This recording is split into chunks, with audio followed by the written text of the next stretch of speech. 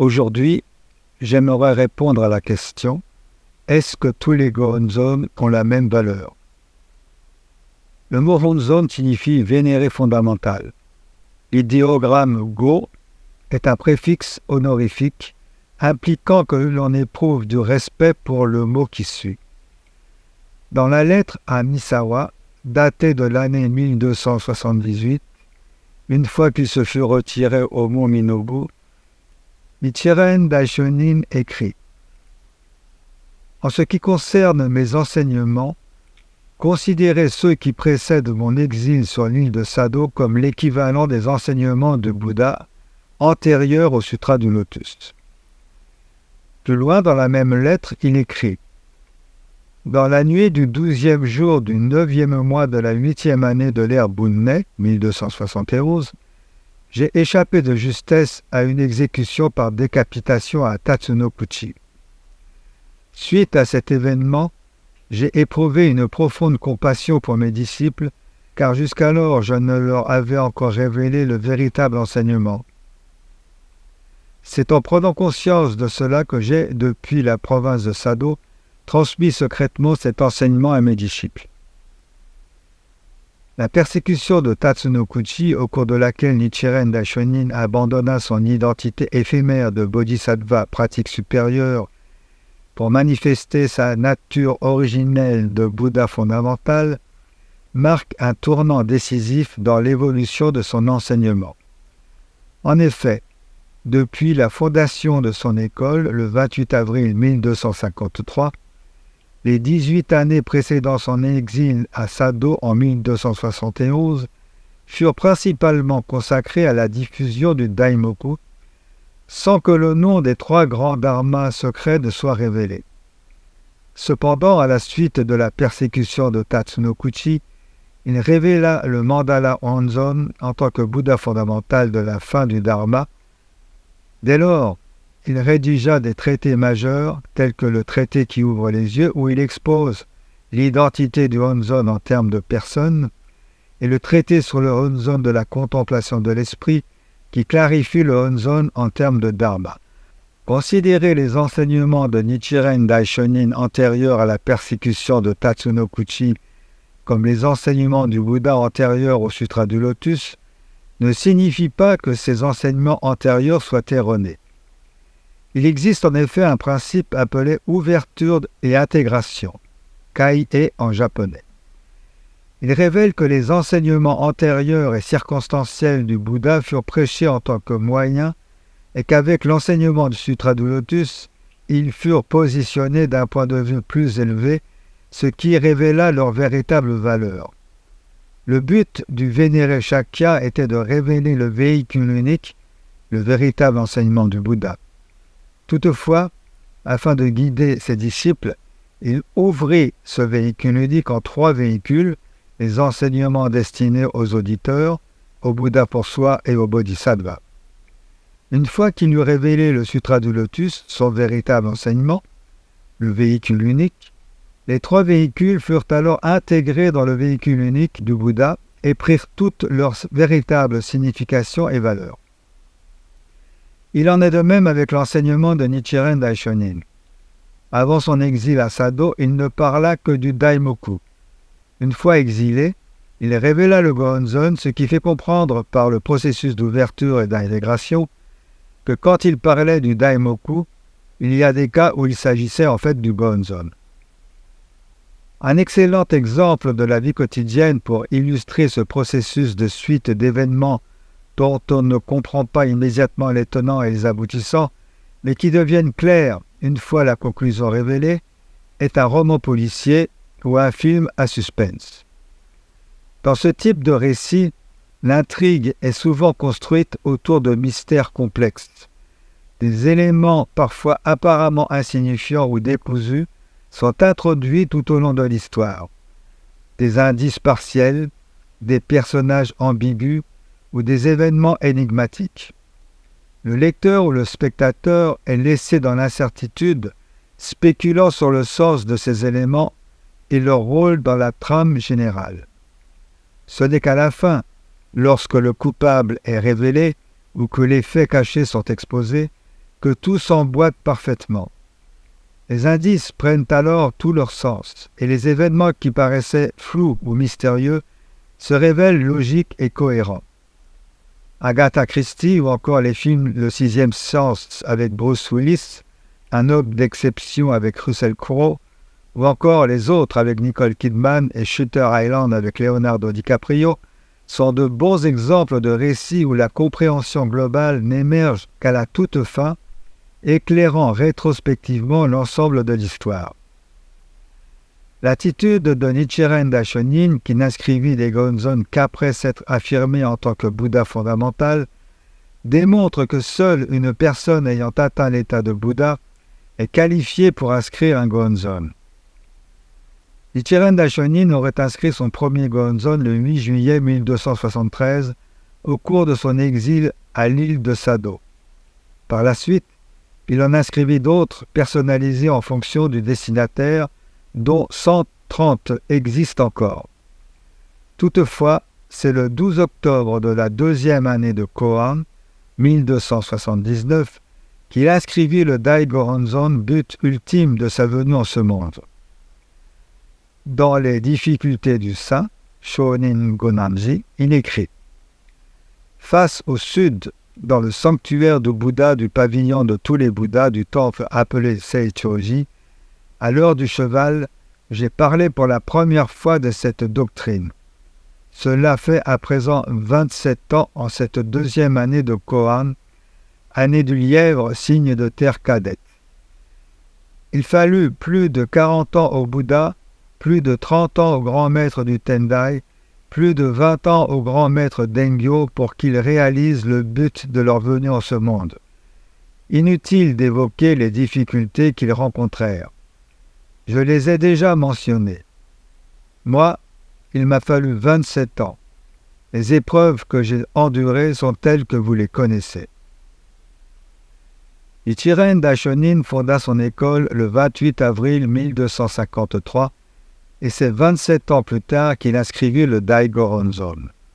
Le Daigoronzon est donc l'objet de vénération fondamentale des disciples et adeptes de Nichiren Daishonin. À la fin de sa vie, par le biais des 2 lettres de transmission de Minobu et d'Ikegami, Nichiren Daishonin transmit l'intégralité de son enseignement ainsi que le Daigoronzon à son successeur unique, Nikko Shonin, qui les transmis à son tour à Nichimoku Shonin, et ainsi de suite jusqu'à nos jours. Dans le Gosho intitulé « Les 7 points du Gonzon » dicté par Nichiren Daishonin à Nikko Shonin le 10 octobre 1282, soit 3 jours avant son trépas, il écrit « Pourquoi les patriarches successifs devront-ils inscrire Nichiren Zai Gohan ?» ce qui signifie « Nichiren, sceau de sa présence ». Le maître répond « C'est un profond secret. Cela signifie que tous les shōnin successifs seront Nichiren. » Ce passage indique clairement que, du fait de la transmission vitale à la personne unique, seuls les grands patriarches successifs sont habilités à inscrire des Gonzon. De plus, sur chaque Gonzon inscrit par un grand patriarche, il est inscrit à côté de sa propre signature « Je le retranscris avec respect ». Ce « le » désigne le Daigoronzon. En d'autres termes, chaque Gonzon inscrit par un grand patriarche constitue une transcription du Daigoronzon. Selon la Nichiren Shoshu, l'objet de vénération fondamentale est le Daigoronzon, et c'est à travers la foi en ce dernier que les pratiquants de la Nichiren Shoshu accèdent aux énergies du Bouddha et du Dharma qu'ils renferment. Cet accès se manifeste par la pratique accomplie devant le Gonzon, qui est une retranscription effectuée par le grand patriarche. Voyons à présent quelques cas de figure concernant notre rapport au Gonzon en fonction de notre position vis-à-vis de la Nichiren Shoshu. J'ai reçu le Gonzon de la Nichiren Shoshu, j'ai foi dans le Daigonzon, et dans le Gonzon du temple auquel je suis affilié. Dans ce cas précis, il n'y a pas de problème. nous sommes liés au Dai Goronzon à travers notre lien avec le Goronzon du temple et notre propre Goronzon.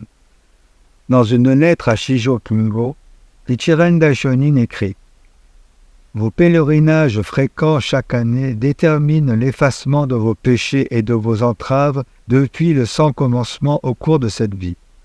Persévérez en ce sens. » Le lien avec le Dai Goronzon est également nourri par le désir de se rendre en pèlerinage pour le rencontrer. C'est ce qu'on appelle Tozan. Le simple fait de désirer accomplir ce pèlerinage, même sans en avoir la possibilité, entretient ce lien. En revanche, l'absence de ce désir ou le fait de ne pas éprouver la volonté de rencontrer le Dai Goronzon ou le Goronzon du temple sous prétexte que l'on possède un Goronzon chez soi, affaiblit, voire rompt ce lien spirituel. J'ai reçu le Gohonzon de la Nichiren Shoshu, mais je pense que tous les Gohonzon se valent, que ce soit ceux du temple, de la Soka Gakkai, des autres écoles Nichiren ou même ceux que l'on peut acheter en ligne, sur Internet. Du point de vue de la Nichiren Shoshu, cette manière de penser est parfaitement erronée et, pour tout dire, constitue une offense au Dharma. Afin de réfuter cette manière de considérer le Gohonzon, il convient d'aborder plusieurs pistes de réflexion. Premièrement, l'autorité du grand patriarche souverain du Dharma. Comme nous l'avons vu, dans la tradition de la Nichiren Shoshu, il est enseigné que seul le grand patriarche, en tant que représentant direct de la lignée ininterrompue de Nichiren Daishonin, possède la capacité d'inscrire un Gohonzon authentique. Cette autorité repose sur une transmission spirituelle et doctrinale qui remonte directement à Nichiren Daishonin. Toute inscription en dehors de cette lignée officielle n'est donc pas considérée comme authentique. On peut donc réfuter de la manière suivante.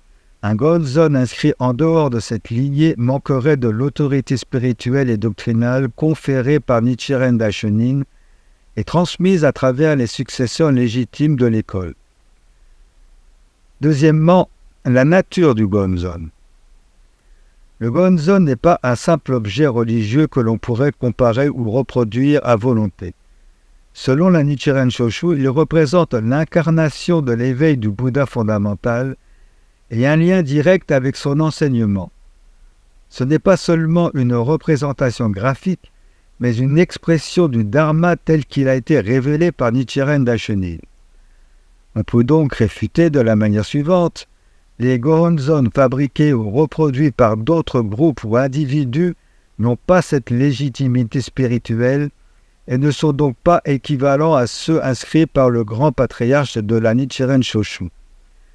Acheter un Gohonzon en ligne ou recevoir un Gohonzon d'une autre école serait comparable à acquérir une copie sans valeur spirituelle réelle, car le lien spirituel et doctrinal est absent. Troisièmement, la transmission légitime du Dharma. Dans la doctrine de la Nichiren Shoshu, le concept de la transmission correcte du Dharma est crucial. Nichiren Daishonin a transmis son enseignement à son successeur direct, Nikko Shonin. Cette transmission est ce qui garantit l'authenticité des pratiques, notamment celle de l'inscription du Gohonzon. D'autres groupes ou écoles qui prétendent diffuser des Gohonzon n'ont pas reçu cette transmission directe. On peut donc réfuter de la manière suivante. Sans cette transmission ininterrompue, les Gohonzon d'autres écoles ou organisations ne peuvent être considérés comme authentiques car ils ne sont pas ancrés dans la lignée doctrinale de la Nichiren Shoshu.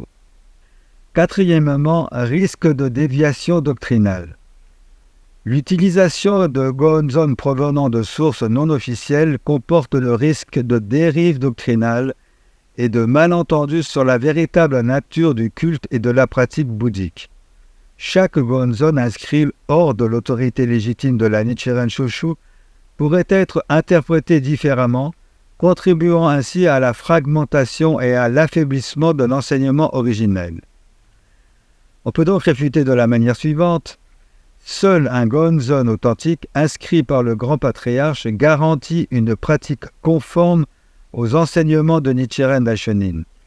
Les autres versions peuvent entraîner des distorsions dans la pratique et la compréhension correcte du Dharma. Cinquièmement, la valeur spirituelle vis-à-vis de l'objet matériel. Enfin, il est important de souligner que le Gonzon ne doit pas être considéré comme un simple objet matériel, mais comme un objet de culte sacré dont la valeur spirituelle est intrinsèquement liée à son origine et à l'autorité de celui qui l'inscrit.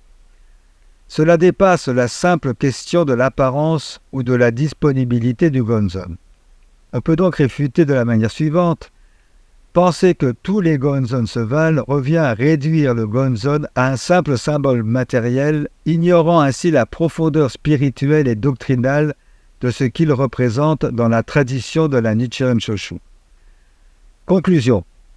En conclusion, selon la perspective de la Nichiren Shoshu, la valeur d'un Gonzon ne repose pas seulement sur sa forme matérielle, mais sur l'autorité spirituelle et doctrinale qui l'accompagne. Seul un Gonzon inscrit par le grand patriarche, légitime héritier de la transmission directe de Nichiren Daishonin, est considéré comme véritablement authentique et porteur de l'énergie du Dharma et de l'énergie du Bouddha. Les autres Gonzon, qu'ils proviennent d'autres écoles ou soient vendus en ligne, manquent de cette autorité et leur utilisation pourrait dévier de la véritable pratique enseignée par le Bouddha fondamental, donc mener celui qui pratique devant dans les 3 mauvaises voies. J'ai reçu un Gonzon de la Nichiren Shoshu, mais étant membre de la Soka Gakkai, je ne suis plus affilié à cette école. Du fait de ces déviations doctrinales allant jusqu'à nier la transmission vitale, portant ainsi atteinte au trésor du moine, la Soka Gakkai, organisation laïque de la Nichiren Shoshu, a été excommuniée par cette dernière le 18 novembre 1991. Du fait de cette excommunication, la Soka Gakkai a perdu son autorité pour administrer officiellement les doctrines et les rituels de la Nichiren Shoshu. Dès lors, les vrais Gonzon précédemment reçus par les membres de la Soka Gakkai sont considérés comme ayant perdu leur légitimité et leur validité en raison de l'excommunication et ne sont donc plus des Gonzon. Selon la doctrine de la Nichiren Shoshu, chaque Gonzon est spirituellement lié au Daigo-Honzon. Ce lien a donc été rompu avec l'excommunication. À la suite de son excommunication et donc l'impossibilité de recevoir des Gonzon de la Nichiren Shoshu, la Soka Gakkai a commencé à fabriquer et à distribuer ses propres Honzon que la Nichiren Shoshu considère comme des faux Honzon. Pourquoi les Gonzon distribués par la Soka Gakkai sont-ils des faux? Supposons, par exemple, qu'une machine à copier couleur très élaborée soit utilisée pour copier des billets de banque afin de produire des billets. Même s'il est impossible de la distinguer d'un billet authentique, la copie est un faux billet et son utilisation est légalement punissable. Les raisons sont les suivantes. Premièrement, ils n'ont pas l'autorisation officielle du gouvernement. Deuxièmement, ils ne sont pas émis par la Banque de France. Troisièmement, il s'agit de contrefaçons produites de manière autonome sans autorisation. C'est exactement la même chose pour les faux Honzon. Premièrement, ils n'ont pas reçu l'autorisation officielle du souverain du Dharma. Deuxièmement, ils n'ont pas été délivrés par le temple principal. Troisièmement, ils sont créés par la Soka Gakkai de sa propre initiative. La Soka Gakkai affirme être habilitée à agir ainsi en se présentant comme la congrégation harmonieuse des moines. Mais de qui en réalité a-t-elle reçu cette légitimité? Aucun des grands patriarches de l'histoire n'a transmis cette autorité à la Soka Gakkai. Si la seule volonté de promouvoir la vaste propagation suffisait pour conférer cette qualification, alors n'importe qui pourrait créer un Gohonzon à tout moment, sans autorisation.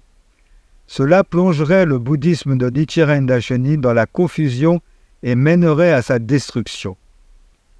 Alors que la fausse monnaie est punie par la loi, la production d'un faux Honzon est un grand crime de destruction du Dharma du Bouddha et sera irrémédiablement sanctionné par le Bouddha. N'est-il pas blasphématoire de qualifier le Gohonzon du 26e grand patriarche Nichikan Shonin de faux Gohonzon? La Nichiren Shoshu ne qualifie pas de faux Gohonzon le Gohonzon authentique retranscrit par Nichikan Shonin, dédié au moine Daigyo Ajari Honshobo du temple Honyōzan Jōenji du village de Kogusuri dans la province de Shimotsuke à titre personnel. Elle appelle faux Honzon ceux qui ont été créés en reproduisant le vrai Honzon sans l'autorisation du grand patriarche. En outre, la Soka Gakkai a pris la liberté d'effacer la note d'attribution, c'est-à-dire la partie dans laquelle Nichikan Shonin lui-même a écrit à qui ce Gohonzon doit être remis, et l'a vendu à ses membres. Il est dès lors clair que la Soka Gakkai a commis un grave crime en s'opposant à la volonté de Nichikan Shonin et en déshonorant ses vertus. Ce sont les actions de la Soka Gakkai qui représentent justement un blasphème contre Nichikan Shonin. Pourquoi la Nichiren Shoshu affirme-t-elle qu'une copie du Gohonzon de Nichikan Shonin n'est pas le Gohonzon de Nichikan Shonin et une grande calomnie contre le cœur de Nichikan Shonin? Ce que la Nichiren Shoshu désigne comme le Gohonzon de Nichikan Shonin fait référence au Gohonzon inscrit dans le cadre de la lignée d'héritage de la transmission vitale. Il s'agit d'une copie fidèle de l'esprit de Nichiren Daishonin, tel qu'il l'a exprimé dans l'énoncé « Nichiren l'a inscrit en imprégnant l'encre de son esprit ». Or, la copie réalisée de manière autonome par la Soka Gakkai ne contient pas l'esprit de Nichiren Daishonin et ne peut donc être considérée comme le Gohonzon de Nichikan Shonin, même si elle en est une reproduction fidèle sur le plan visuel. En effet, cette copie n'a pas reçu l'autorisation du souverain du Dharma, l'héritier unique de la lignée de transmission vitale. Par exemple, c'est exactement la même chose que de prendre soi-même une photo du Gohonzon et de pratiquer devant, ce qui constitue une grande offense au Dharma.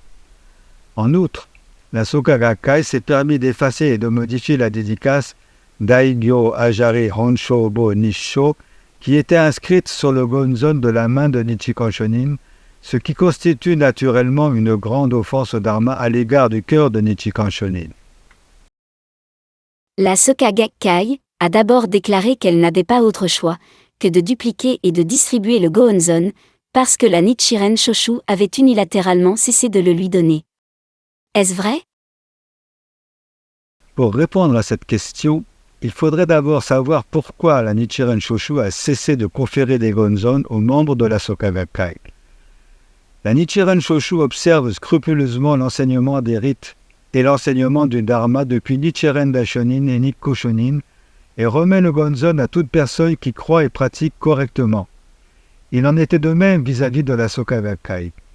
Cependant, depuis la fin de l'année 1990, la Soka Gakkai, sous la direction de son président honoraire Daisaku Ikeda, s'est écartée de la voie pure des croyants de la Nichiren Shoshu, non seulement en refusant d'accepter les conseils répétés de la Nichiren Shoshu, mais aussi en se transformant en une organisation qui détruit les trois trésors du Bouddha, du Dharma et des moines. Je suis sûr que vous avez vous aussi été témoin de critiques unilatérales et de calomnies à l'encontre de la Nichiren Shoshu dans les médias de la Soka Gakkai, tels que le Seikyo Shimbun et le Soka Shimpo, et dans les déclarations faites par ses dirigeants lors des réunions. En d'autres termes, on peut dire que la Soka Gakkai a abandonné d'elle-même sa qualification d'organisation laïque de la Nichiren Shoshu. C'est pourquoi la Soka Gakkai a été excommuniée en tant qu'organisation laïque. Par conséquent, le Gohonzon n'est plus remis aux membres de la Soka Gakkai. Il fut un temps où la Soka Gakkai semblait viser la vaste propagation, mais aujourd'hui elle est devenue une organisation qui a tourné le dos à l'enseignement de Nichiren Daishonin. Il est dès lors tout à fait naturel que la Nichiren Shoshu n'accorde pas le Gohonzon à ceux qui appartiennent à une telle organisation. L'affirmation de la Soka Gakkai, selon laquelle, tant que l'on a la foi, le Gohonzon peut être n'importe quoi, est-elle fondée? Il s'agit d'une idée fallacieuse et d'une idéologie basée sur l'orgueil. Les quatre énergies sont l'énergie du Bouddha, l'énergie du Dharma, l'énergie de la foi et l'énergie de la pratique. Nichikan Shonin expliquait ces quatre énergies de la manière suivante dans son exégèse du traité sur le Honzon de l'introspection. Sachez-le bien, La fleur de lotus ne peut s'épanouir qu'en émergeant de l'eau. De même, notre énergie de la foi et celle de la pratique découlent toujours de l'énergie du Dharma. Sans eau, la fleur de lotus ne peut pousser. De la même manière, sans l'énergie du Dharma, à quoi servirait la foi et la pratique? Bien que notre foi et notre pratique prennent racine dans l'énergie du Dharma, si nous n'accédons pas au pouvoir du Bouddha, il ne faut ni cesser la pratique, ni laisser place au doute. À l'origine, le Gohonzon, qui incarne la substance de Nichiren Daishonin, renferme à la fois l'énergie du Bouddha, c'est-à-dire l'énergie de Nichiren Daishonin de sauver les êtres sensibles, et l'énergie du Dharma, c'est-à-dire l'énergie du Dharma de Nam-myoho Renge-kyo. Dès lors que l'on développe la foi en ce Gohonzon, c'est-à-dire l'énergie de la foi, et que l'on pratique Shodai, l'énergie de la pratique, les 4 pouvoirs se trouvent réunis, permettant ainsi d'accéder à la bodhéité. Si, en tant qu'être ordinaire soumis à de nombreuses passions, nous nous tournons vers un faux Honzon, une copie dépourvue de l'énergie du Bouddha et de l'énergie du Dharma, il sera vain de pratiquer avec foi. Il est alors impossible d'atteindre la véritable fusion de l'objet et de la sagesse, Kyochi Myogo en japonais. L'idée selon laquelle le Gohonzon ne posséderait les pouvoirs du Bouddha et du Dharma que par notre foi et notre pratique relève d'une pensée extérieure à la voie bouddhique, ignorant la loi de causalité. Cela reflète également l'orgueil manifeste des dirigeants actuels de la Soka Gakkai qui se considèrent supérieurs à Nichiren Daishonin lui-même. Que se passe-t-il si l'on pratique avec le faux Honzon de la Soka Gakkai? Le faux Honzon renferme le pouvoir des démons qui s'opposent au Dharma du Bouddha. Ainsi, pratiquer devant un tel objet entraînera la manifestation des pouvoirs démoniaques sous la forme de punitions visibles et l'offense au Dharma conduira à une descente prolongée dans l'état de vie de l'enfer. Dans l'enseignement de Nichiren Daishonin, l'utilisation de ce qui est faussement similaire constitue une grave offense au Dharma. En effet, lorsque des contrefaçons prolifèrent, elles masquent les véritables enseignements et de nombreuses personnes perdent de vue la vérité. Les faux Honzon, produits et distribués par la Soka Gakkai, ne sont qu'une imitation de la véritable vision de la foi selon la Nichiren Shoshu.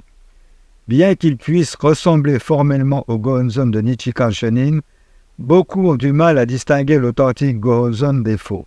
Ce crime, en réalité, est d'une gravité incommensurable. Toda Josei, deuxième président de la Soka Gakkai, avait donné les directives suivantes concernant le Gohonzon. La seule chose que nous ne pouvons absolument pas reproduire est le Dai Gohonzon. Rien ne peut être accompli en dehors de l'éveil de Nichiren Daishonin et des grands patriarches souverains du Dharma successif, héritiers de la transmission à la personne unique.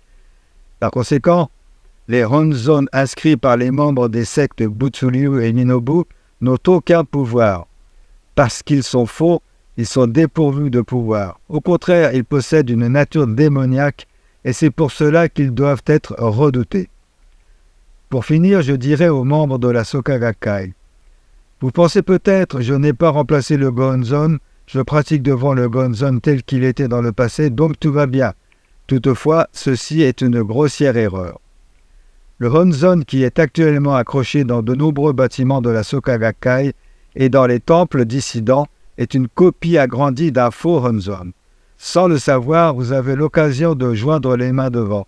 De même, lorsque vous assistez aux funérailles dirigées par un ami laïque, d'un voisin membre de la Soka Gakkai et que vous lisez le sutra avec lui, le faux Honzon y est également accroché. En d'autres termes, tant que vous appartenez à la Soka Gakkai, vous serez associé dans une plus ou moins large mesure à l'offense au Dharma que constitue le faux Honzon, qui contient la nature du démon. Alors, comment rompre la mauvaise relation avec ce faux Honzon démoniaque? C'est en quittant la Soka Gakkai. Comme condition préalable, la première chose à faire est d'avoir le courage et l'énergie de retirer le Honzon de l'hôtel bouddhiste à la maison et de l'apporter au temple de la Nichiren Shoshu le plus proche dès que possible. Un prêtre de la Nichiren Shoshu peut dire d'un seul coup d'œil s'il s'agit d'un faux Gohonzon ou d'un vrai Gohonzon. En rompant avec la Soka Gakkai et en rejoignant la Nichiren Shoshu, et par la croyance correcte initiée par Nichiren Daishonin, vous atteindrez correctement la bodhéité.